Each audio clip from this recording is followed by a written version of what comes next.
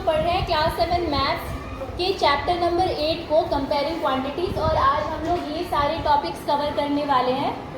देखने में बहुत सारे टॉपिक्स लग रहे हैं, लेकिन एक्चुअली बहुत ब्रीफली हम इसे विजिट कर सकते हैं। ठीक है, तो सबसे पहले हम पढ़ेंगे रेशियो टू परसेंट, यानी अगर आपको कोई रेशियो गिवन है तो आप उसे परसेंटेज में कैसे चेंज करेंगे। ठीक है, तो मान लीजिए हमारे पास एक रेशियो दिया हुआ है। फर्स्ट टॉपिक को हम लोग आज अभी सीख रहे हैं। सबसे पहले रेशियो टू परसेंट। मान लीजिए आपके पास, आपको ये तो पता है ना रेशियो क्या होता है। Ratio is nothing but comparison by division. जब आप दो क्वांटिटीज को कंपेयर करते हो डिवाइड करके डिवीजन के थ्रू, तो उसे हम कहते हैं रेशियो। ठीक है, जैसे कि सपोज हमारे पास एक रेशियो लिखा हुआ है। फॉर एग्जाम्पल दो तरह के हमारे पास रॉड्स हैं। रॉड समझते हैं ना, स्टिक्स। मान लीजिए दो स्टिक्स हमारे पास है। एक स्टिक की लंबाई है 3 मीटर और दूसरे स्टिक की लंबाई है 4 मीटर।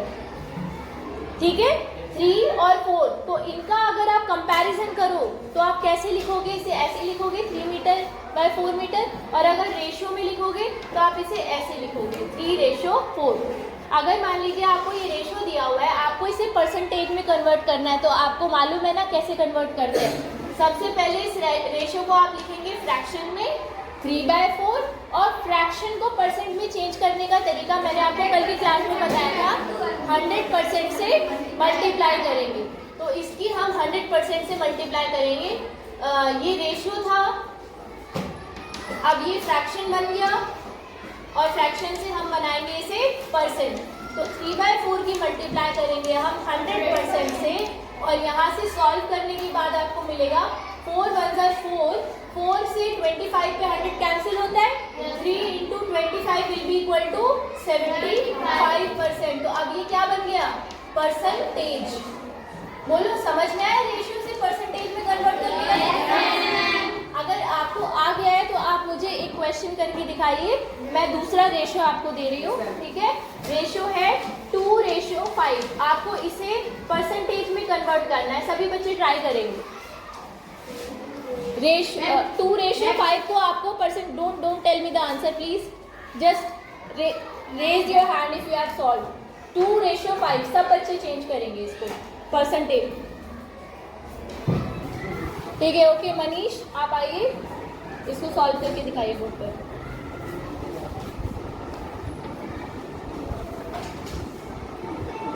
आपने इस रेशियो को किस फॉर्म में चेंज किया है? फ्रैक्शन वाली। Very good. और अब आप इसे किस में चेंज कर रहे हैं? परसेंटेज।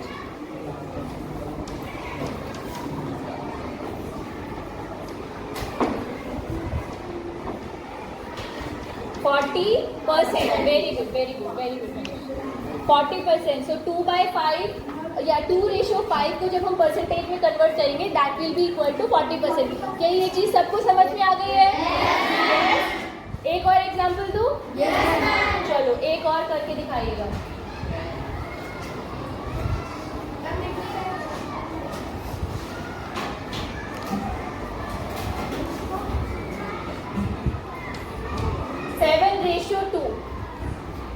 Seven ratio two. ठीक है, इसे कौन करेगा बोर्ड पर सॉल्व? आप करेंगे? और भी कोई लड़कियों में से कोई ट्राई करना चाहेगा? गर्ल्स में से? अच्छा, नोटबुक पे सॉल्व करके देख लीजिए पहले।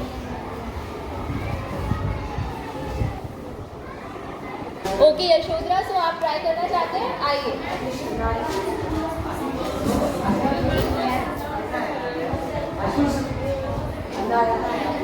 Okay, quite. 7:2 को आपने सबसे पहले किस फॉर्म में चेंज किया है? फ्रैक्शन। Very good.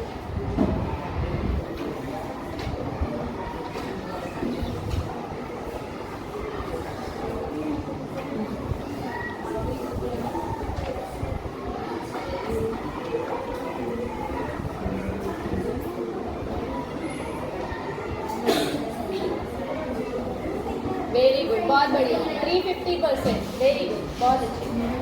अच्छा, कल मैंने आपको एक चीज़ और बताई थी कि 100% से ज़्यादा कब होता है? जब कोई चीज़ डबल से भी ज़्यादा हो जाती है। और ये तो एक्चुअली 3 गुने से भी ज़्यादा है, क्योंकि 300% का मतलब 3 टाइम्स, कोई चीज़ 3 गुना बढ़ गई, उससे भी ज़्यादा है ना।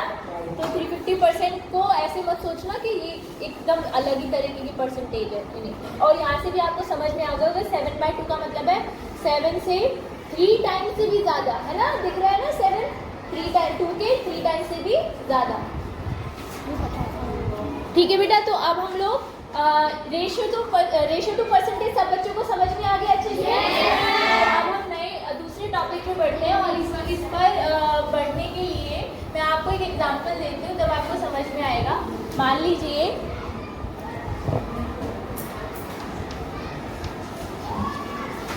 इंक्रीज परसेंट टॉपिक है जो हम सीख रहे हैं, इसको एक एग्जांपल से समझ लेते हैं। ठीक है, मान लीजिए कोई पर्सन है, वो कहीं जॉब करता है, उसकी सैलरी 20,000 है, उसकी सैलरी 20,000 है। ठीक है, तो उसकी ओरिजिनल सैलरी 20,000 है,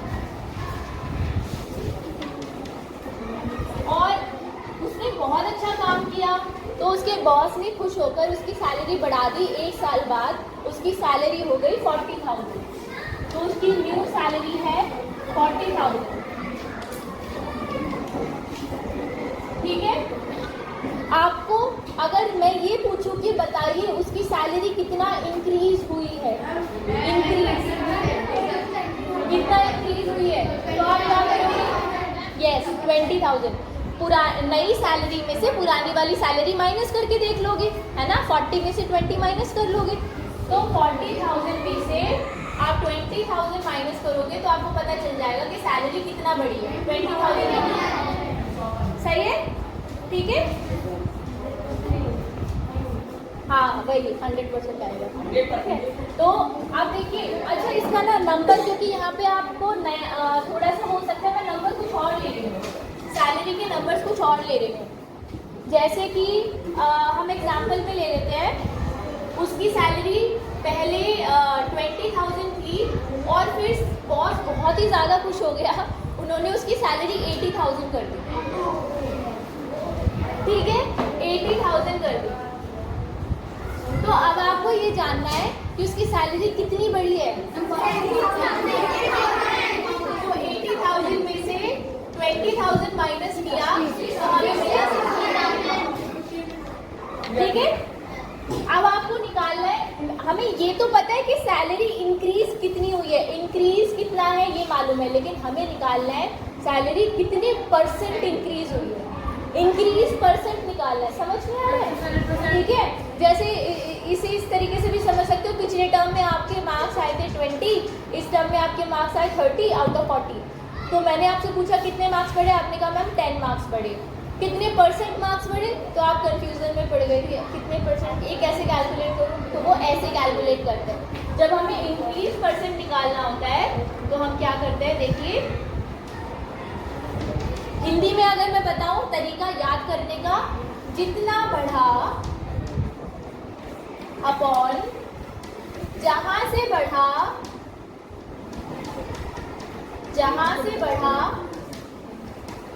इंटू 100%। ये क्यों लगाया है, परसेंटेज में चेंज करने के लिए, क्योंकि हमें परसेंटेज निकालनी। ठीक है, अब देख लेते हैं, जितना बढ़ा, कितना बढ़ा, 60,000। कहाँ से बढ़ा, यहाँ से बढ़ा, है ना, इंटू 100%। तो जरा सॉल्व करते हैं, 4 जीरो से 4 जीरो कैंसिल हो गई। ठीक है, 2 1 2, 2 5 10, एंड या फिर आप इसे ना कट करके आप 6 को कर दीजिए, 2 1 3, 2 1 2 एंड 2 3 6। 3 के 100 से मल्टीप्लाई हुई तो कितना आया, 300%। 3 गुना बढ़ा दी उसकी सैलरी बॉस ने, 300%। इसका मतलब यही तो है, 3 टाइम्स बढ़ा दी, और यहाँ से भी पता चल रहा है आपको 3 टाइम्स बढ़ा दी, है ना। आगे समझ में इंक्रीज परसेंट कैसे निकालते हैं, ऐसा एक एग्जांपल दिए हम आपको। अच्छा, मैं आपको इसका फॉर्मूला, इसे नोट कर लो, पिछले वाले को नोट कर लिया था ना, रेशियो टू परसेंटेज को। ठीक है,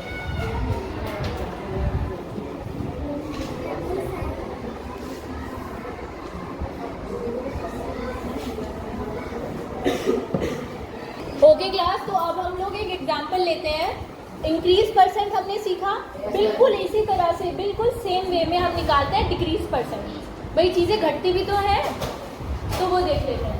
देखिए मान लेते हैं एक एग्जांपल लेते हैं हम।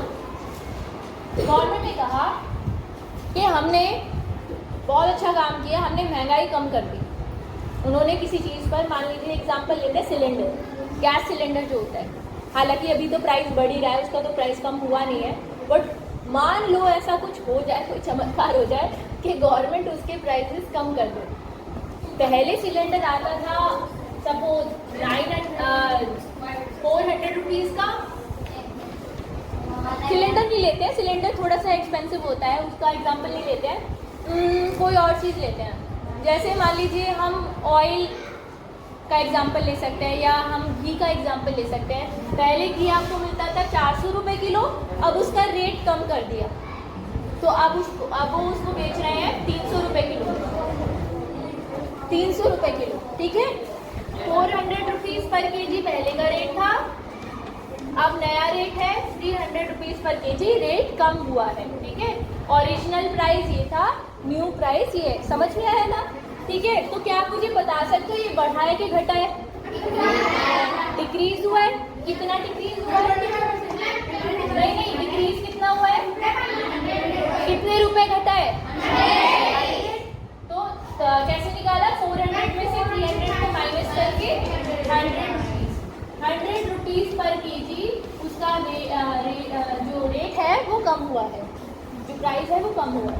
अब जरा अगर हमें परसेंटेज में पूछा जाए कि कितने परसेंट रेट कम कर दिया, तो देखिए हम कैसे निकालेंगे decrease percent. Same formula use करेंगे, जितना घटा अपॉन जहां से घटा इंटू 100%। 100% क्यों लगाते हैं? परसेंटेज में चेंज करने के लिए। आगे ना समझ में, ठीक है। तो जितना घटा, कितना घटा? 100। कहाँ से घटा? यहाँ से घटा, इंटू 100%। जीरो से जीरो कैंसिल हो गए, 4 बचा, 100/4%। 100/4 को सॉल्व करोगे, 4 1 जा 4, 4 से 100 कैंसिल होगा 25, यानी 25% रेट उन्होंने कम कर दिया। आ गया समझ में बेटा? Yes ma'am. अच्छा, अगर पब्लिक डिमांड करे, पब्लिक कहे कि नहीं हमें तो 25% नहीं, हमें 50% रेट कम करके दो, तो बताओ वो कितने रेट करने के लिए कह रही है? वेरी ठीक है। और अगर कहें कि 75% घटा, 100 रुपीज़, ठीक है ना? आ रहा है ना समझ में?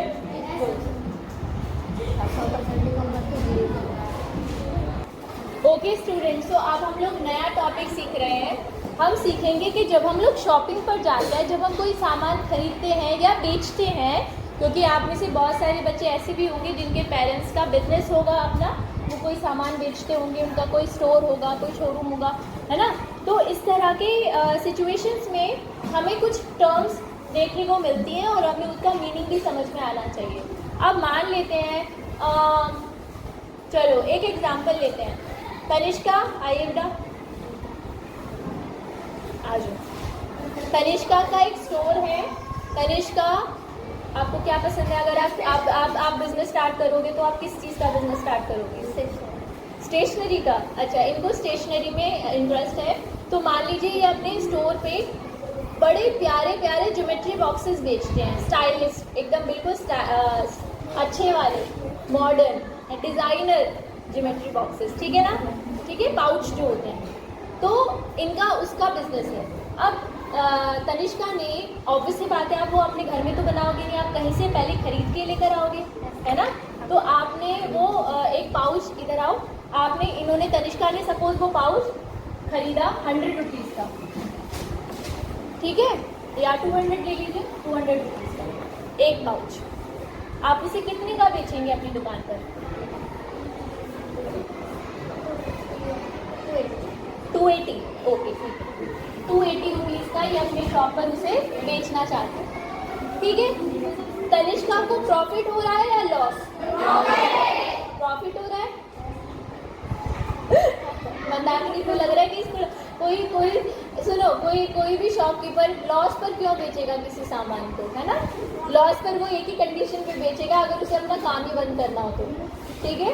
सो 200 रुपीज़ में इन्होंने खरीदा, 280 रुपीज़ में बेचा। जिस प्राइस पर हम किसी सामान को खरीदते हैं उसको हम कहते हैं कॉस्ट प्राइस। आ गया समझ में? जो परचेज का प्राइस होता है, बाइंग प्राइस, ठीक है। The price at which we buy something, जिसको हम कुछ खरीदते हैं उसको कॉस्ट प्राइस कहते हैं। जिस प्राइस पर हम कोई सामान बेचते हैं उसको हम कहते हैं सेलिंग प्राइस। तो सेलिंग प्राइस क्या हो गया? 280 रुपीज़। इसको शॉर्ट में हम कहते हैं सीपी और इसको हम कहते हैं एसपी, ठीक है। प्रॉफिट कब होता है? जब एसपी सीपी से ज़्यादा हो। एसपी जब सीपी से ज़्यादा हो तब प्रॉफिट होता है।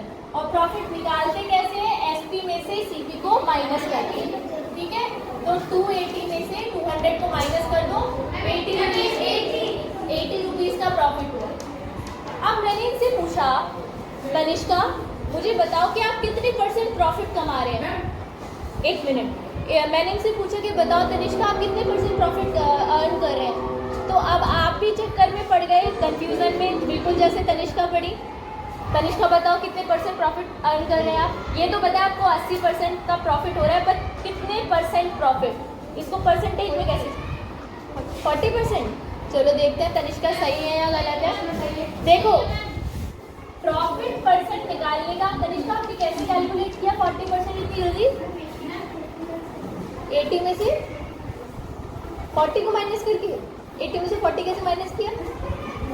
देखते हैं। प्रॉफिट % का जो तरीका होता है कैलकुलेट करने का बिल्कुल वैसा होता है जैसे हमने इंक्रीज % डिक्रीज % निकाला था ना। कितना बढ़ा, मतलब कितने का प्रॉफिट हुआ? 80 का। कितने का प्रॉफिट हुआ? 80 का। कहाँ से प्रॉफिट हुआ? इंटू 100%। आया समझ में? यस। 80 upon 200 into 100%। तो 0 से 0 कैंसिल हो गई। 2 1 2, 2 4 8। अरे वाह तनिष्का तनिष्का ने आज मिरेकल करके दिखाया है। विद इन सेकेंड्स बिल्कुल सही आंसर बताया है। How come? कैसे? बिना कैलकुलेशन के। ये क्वेश्चन भी बुक का नहीं है, मैंने खुद से क्वेश्चन बनाया। अभी जस्ट अभी मैंने क्वेश्चन बनाया था। कैसे? एक बार तनिष्का के लिए क्लैपिंग हो जाए।